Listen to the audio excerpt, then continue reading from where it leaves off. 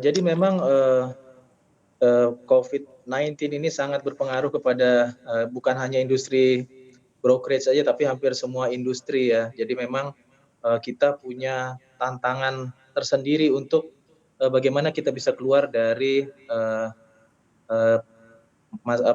ancaman pandemi corona ini. Nah, cuma begini, kalau di, tempat kami sendiri di Mirae Aset Sekuritas itu memang, terus terang, menjadi satu dari sedikit sekuritas yang fokus ke retail bisnis.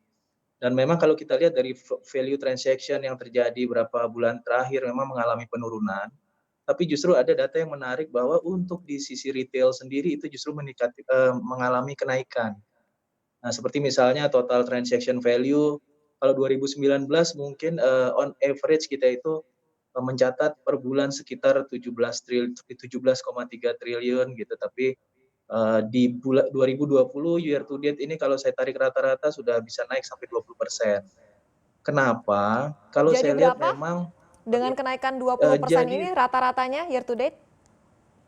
rata-rata menjadi 20,68 triliun per bulan ya, sampai dengan akhir bulan Mei saya catat.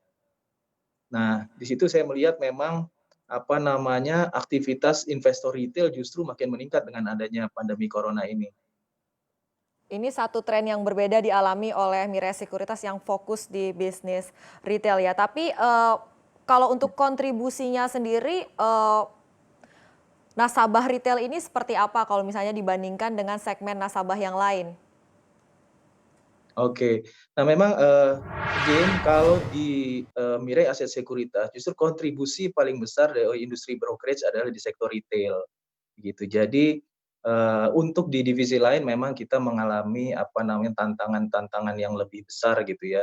Tapi maksud saya bukan di industri retail broker nih, Mirae tidak mendapatkan tantangan yang berarti, tetap ada gitu. Cuma, untungnya memang karena kita fokus di retail, kemudian karena eee, pandemi corona ini banyak yang work from home, kemudian kami lihat data berapa bulan terakhir ini peningkatan pembukaan akun baru saham, itu meningkat sampai 3 kali lipat, gitu. Dan kemudian frekuensi transaksinya itu pun sangat signifikan. Sebagai contoh rata-rata 2019 frekuensi transaksi kita per bulan itu mencapai 2,28 juta transaksi.